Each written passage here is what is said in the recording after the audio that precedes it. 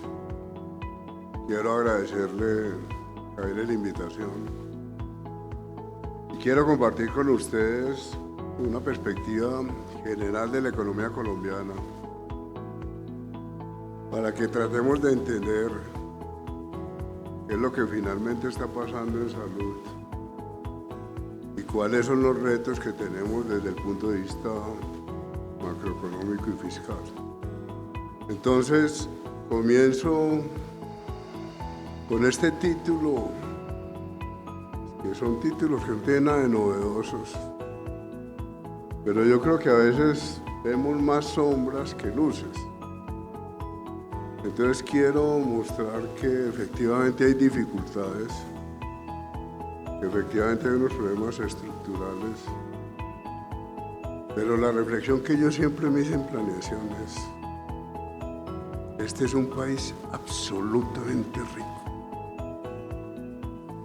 Lo que uno no entiende es por qué un país tan rico tiene poblaciones tan pobres y por qué nosotros no somos capaces de transformar lo que tenemos para que vivamos todos mucho mejor.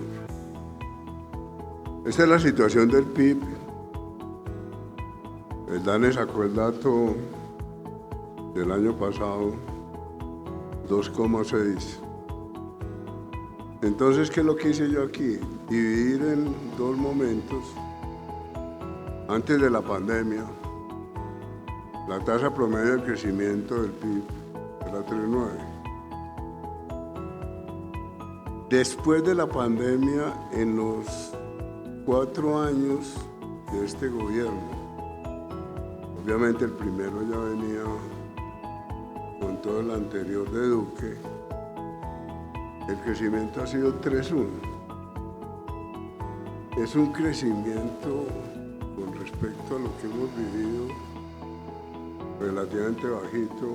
Ahora, comparados con América Latina, no estamos tan mal. Y la economía, pese a todas las dificultades, tiene una especie de resiliencia. Es muy difícil entender la economía colombiana. Uno dice, a pesar de todas las dificultades, pues los aeropuertos siguen llenos, la dinámica económica sigue funcionando. El gobierno creo que ha intervenido mal dos sectores, especialmente el sector energético. Yo creo que el gobierno desde el primer momento cometió errores enormes en materia energética. Y el segundo ha sido obviamente el sector de la salud. Pero fíjense que con las empresas privadas este gobierno no se ha metido. Y en el plan de desarrollo nosotros decimos claramente, el gobierno tiene que trabajar con la empresa privada. Hay una relación en la que el gobierno tiene que poner las bases de la dinámica privada. Esta es la situación de la tasa de desempleo. Dicho para los economistas, es un misterio entender qué es lo que está pasando con él. Una tasa relativamente bajita de 8,2. A los economistas nos toca predecir el futuro y siempre nos equivocamos. Y la gente además nos pide que expliquemos cuál es el impacto del salario, cuál es la relación entre el empleo y el producto. Mire, pasar de esta gráfica anterior a esta gráfica, usted tiene para construir las novelas que quiera. No es fácil explicar, pero bueno, la situación de empleo es relativamente buena. ¿Y por qué la dificultad? Pues porque gran parte de la economía colombiana no tiene contabilidad. ¿Qué está pasando con los territorios donde no está el Estado? ¿Qué está pasando en San Victorino? El madrugón de San Victorino es un misterio. Entonces, claro, pasar de un lado al otro es complicadísimo y ustedes pueden construir, si el economista es bueno, tiene una buena novela. Y esta es la situación preocupante de la balanza comercial. Esta es la relación entre exportaciones e importaciones. Esta sí es una situación muy complicada de Colombia. Colombia es un país más importador que exportador. La línea verde es el cero, es cuando la balanza comercial está en cero. ¿Por qué es positiva antes del 2013? Por la bonanza de petróleo. La desgracia de la economía colombiana y de la estructura de la balanza de pagos es que seguimos dependiendo de petróleo y de minerales. Y no tiene ningún sentido la afirmación del gobierno de no exploración. En planeación nunca dijimos no exploración. El petróleo que no produzca Colombia lo va a producir Guyana. Guyana va para 800.000 barriles día, va a llegar a 1.200.000 barriles día. La única forma de hacer la transición energética es produciendo más petróleo. Podemos avanzar en hidrógeno verde si producimos más petróleo, esa es la paradoja. Entonces esta es una economía que sigue dependiendo del petróleo. Y el año pasado terminamos en 15.000 millones de dólares de déficit comercial. Y el peso está apreciado, es decir, el dólar está barato. Y como el dólar está barato, pues vamos a seguir importando mucho más. Miren la situación del dólar. ¿Por qué esto? En gran parte por la situación internacional. El dólar ha perdido valor a nivel mundial, sobre todo después de Trump. En este momento el dólar está alrededor de los 3.600 pesos, pero estaba en 4.500 pesos. Y por eso digo que los economistas nos equivocamos siempre. Si usted mira el marco fiscal de mediano plazo, estamos proyectando para este año un dólar a 4.500 pesos. Estamos a 3.600. Hay una cosa que a mí siempre me impresiona, los economistas siempre se equivocan. Y la sociedad nos sigue creyendo y además nos sigue pidiendo que seamos brujos. Miren, un ministro de Hacienda que diga yo no sé qué va a pasar, pues lo sacan de ministro. Pero usted puede saber lo que va a pasar de la combinación de Trump, de Petro, de Netanyahu, de Venezuela. No tenemos ni idea. Pero esta situación del dólar, obviamente, hace que importemos más. Y por eso la discusión sobre el impacto del salario tiene que ver mucho con esto. Y ahora lo miramos. Este es un país que no logra reducir desigualdades. Pongo este dato solamente para que digamos qué es lo que pasa en Colombia. Una pobreza multidimensional en Bichada de 70.2 y en Bogotá de 5. El plan de desarrollo de López se llamaba para cerrar la brecha. López fue en 1974, o sea, hace 50 años. Párese usted en una plaza de Quibdó y párese en una plaza de Medellín para que vea el drama de este país. Cartagena, turismo, refinería, puerto, y miren la desgracia de la Popa. Buenaventura, el gran puerto del país, y miren la desgracia de la isla de Cascada. ¿Por qué no somos capaces? China sacó 800 millones de personas de la pobreza en 50 años. Y este es el drama de pobreza. Claro, el presidente saca pecho, porque veníamos cayendo de 21 millones de pobres en la pandemia, 16.200.000 pobres. Comparen con el 2014. 16.400.000 pobres y ahora estamos en 16.200.000 pobres. Esto es un fracaso rotundo de la sociedad colombiana.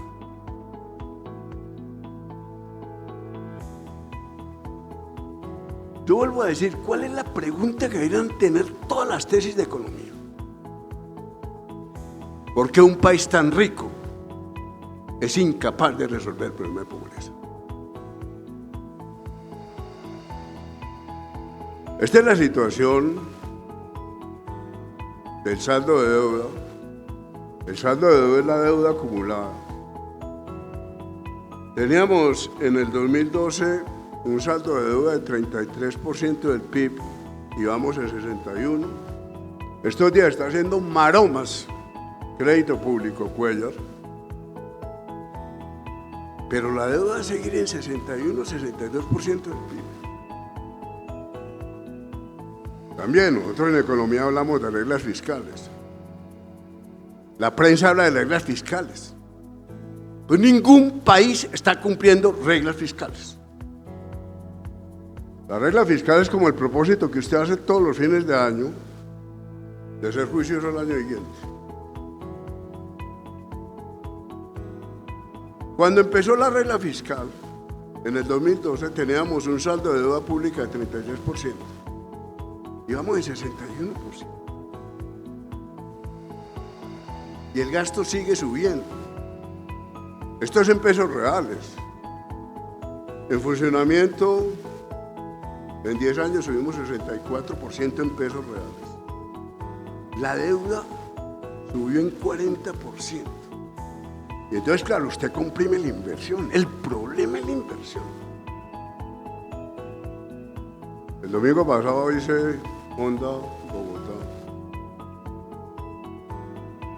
Salí de Honda a la 1 de la tarde. Llegué a Bogotá a las 9 de la noche. 8 horas. 133 kilómetros. Miren, la vía Guaduas Villeta ha sido la vía priorizada en los últimos planes de desarrollo.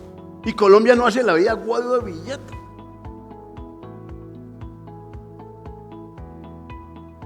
Y el servicio de la deuda disparado. El servicio es el pago anual, 112. Y este es el saldo. Les aclaro a ustedes que se mueven en los medios médicos. Entonces, el saldo es la deuda acumulada. Y el servicio es lo que pagamos cada año. 112 billones de pesos. Piensen en esto. El presupuesto de la Universidad Nacional es 2,5 billones. Servicio de la deuda incluye pago a capital y pago a intereses. En interés estamos pagando 50 billones. Estamos pagando 20 universidades nacionales en intereses de deuda. Un proyecto como el proyecto del Toyo, que tiene muchos túneles y puentes, ese proyecto vale 2,8 billones de pesos. Y estamos pagando el servicio de deuda 112 billones de pesos. La vía Dorada-Chiriguaná férrea, que ya se licitó, vale 3 billones de pesos. Y estamos pagando 112 billones de pesos de servicio de deuda. Pero no es solamente Colombia. Este es el panorama de los países avanzados. Este es el saldo de deuda. El que Colombia es 61. El mundo está por el lado de 100. Japón está en 235%. Nosotros estamos en 61%. ¿Y por qué esto? El gasto público no se puede bajar. Ningún país es capaz de bajar el gasto público. A mí me da risa los candidatos cuando dicen voy a bajar 50 billones de pesos. ¿De dónde? ¿De la salud? ¿De la educación? Ningún país del mundo es capaz de bajar el gasto. Pero sí bajan los impuestos. Estas son las tarifas de impuestos marginales que existían a finales de los años 70. Miren, eran 90% la tarifa de impuesto a la renta. Por eso construimos el Estado del Bienestar. y eso ha bajado el 40-45%. Ese es el pago en el último rango, es decir, si usted gana 30 millones, paga 30% de impuestos. Si se gana 40 millones, ese rango de 10 millones paga más y el último rango paga 90. Gracias a eso construimos los estados de bienestar. Pero entonces cae los impuestos, pero no cae el gasto y entonces usted tiene estos aumentos de saldo, de deuda. Es decir, el mundo va para 250% del PIB. Y esto está creando unas burbujas financieras absolutamente locas. Pero el problema no es solo de Colombia. Esta fue la reforma tributaria que presentó Herman Ávila. Y se parece a la de Ocampo en este sentido. El eje horizontal son los millones de pesos mensuales. Una persona en Colombia que gane 4,5 millones tiene que pagar una tarifa de impuesto a la renta de 19%. Si usted sube a 24 millones, paga 35. Lo que quiero decir es que esto es brutal para clase media. Y la progresividad del impuesto a la renta es brutal para clase media. Y después se aplana. Cuando usted pasa 24 millones de pesos mensuales a 120 millones de pesos mensuales, fíjense que la pendiente de la tarifa se aplana. Este es un mal muy complicado, porque los grandes ricos cada vez pagan menos impuestos. La tributación es capaz de coger a clase media. A nosotros en la Nacional, pues la cooperativa nos habló un crédito especial. La reforma tributaria de Ocampo, que la tratamos de hacer una reforma tributaria progresiva, no es que usted puede tener progresividad aquí nomás. Porque cuando uno mira la situación de los grandes ricos, esto es cuando usted coge los centiles, no los deciles, no los centiles, los más ricos. Cuando usted pasa al centil, cuando usted pasa al 1 por 1000, al 1 por 10.000, al 1 por millón, los súper ricos están pagando una tarifa del 3-4%. Es decir, mientras un profesor universitario tiene una tarifa del 29% de impuesto a la renta, un súper rico está pagando 3% de impuesto. Esa es una situación internacional muy complicada. Y esto fue la situación del salario mínimo. En 25 años, el salario mínimo había subido en promedio 2.4 por encima de la inflación. El salario mínimo siempre subía por encima de la inflación. Esto es absolutamente loco. El aumento que hizo ahora el decreto gubernamental es loco e irresponsable. Pero si esto no le hace nada a la economía colombiana, pues todos estamos viviendo un mundo, yo no sé, de sueños. Este aumento de 18 puntos por encima de la inflación tiene un impacto sobre la economía. Ahora no sabemos cuál va a ser el impacto porque combina muchos efectos.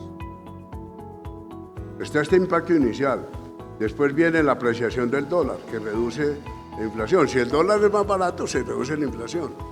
Pero además aparece la decisión del Banco de la República de subir la tasa de interés, pero además aparece el Consejo de Estado. Entonces, todos estos elementos muy complicados de definir. Ahora, mi hipótesis es que si usted hubiera subido 6 puntos, yo hasta 6 puntos los defiendo, es decir, si el salario hubiera subido 11%. Me parece que esta fue una decisión absolutamente irresponsable. ¿Qué hacemos entonces? Puesto que el gasto no se puede bajar, hagámoslo más eficiente.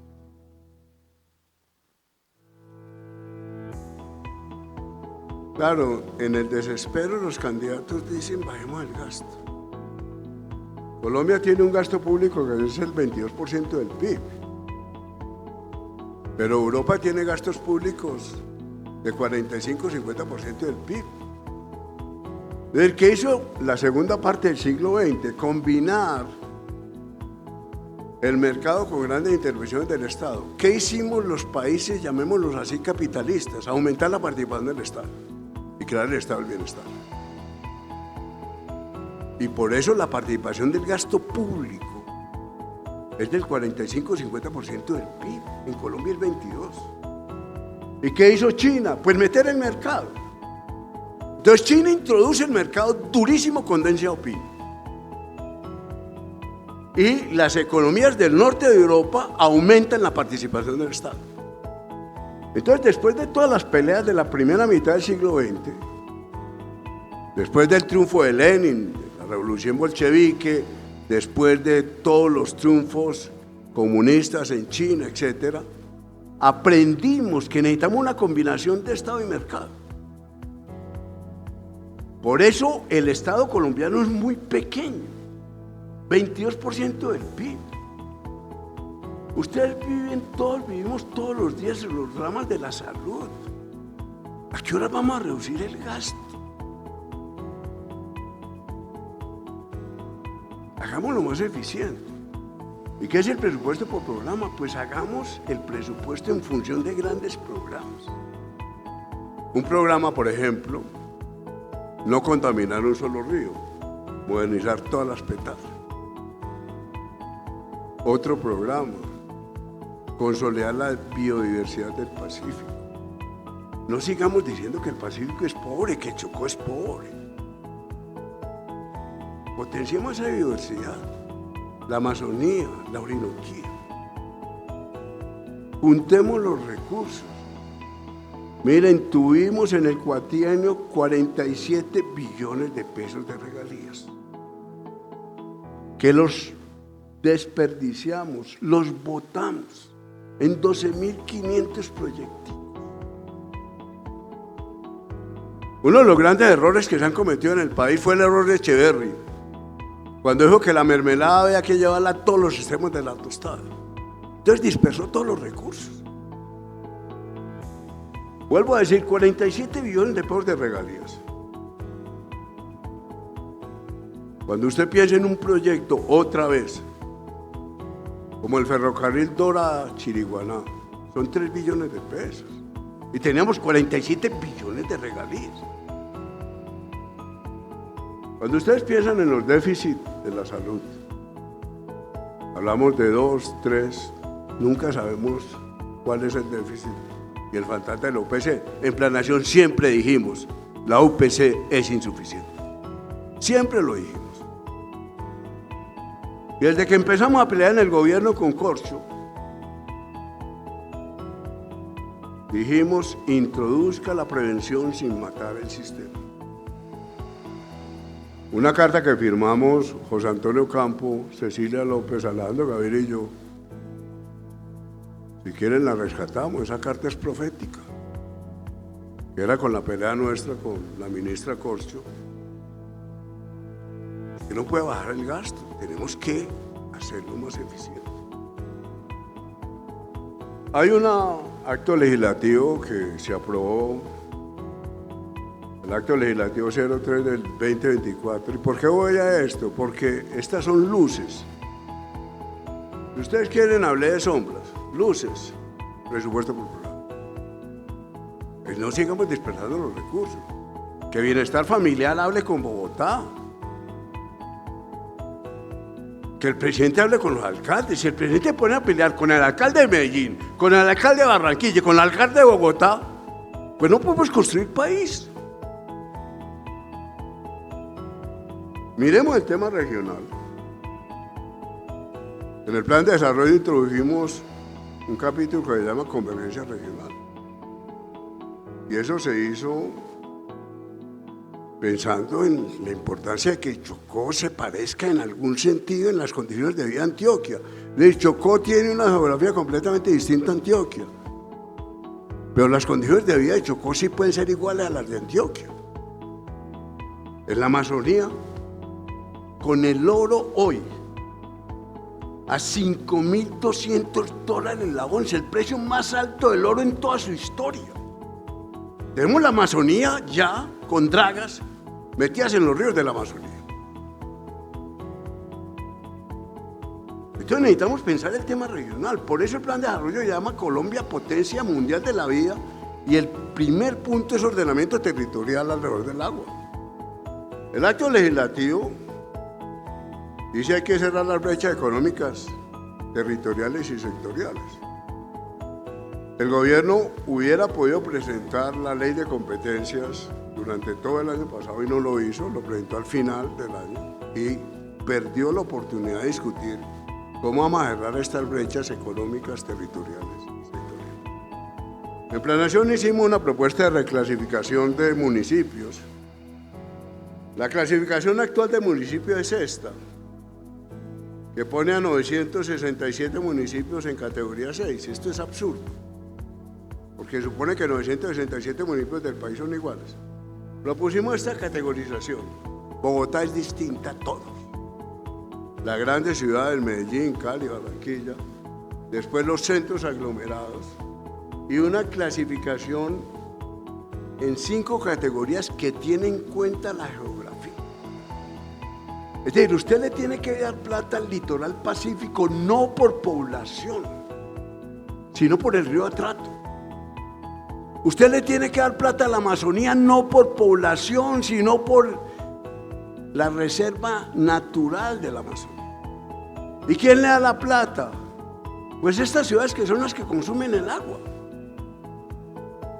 Era la oportunidad de haber organizado esta clasificación, como les digo, una clasificación que hicimos en planeación y que el gobierno nunca la presentó, porque nunca presentó la ley de competencia, la presentó al final.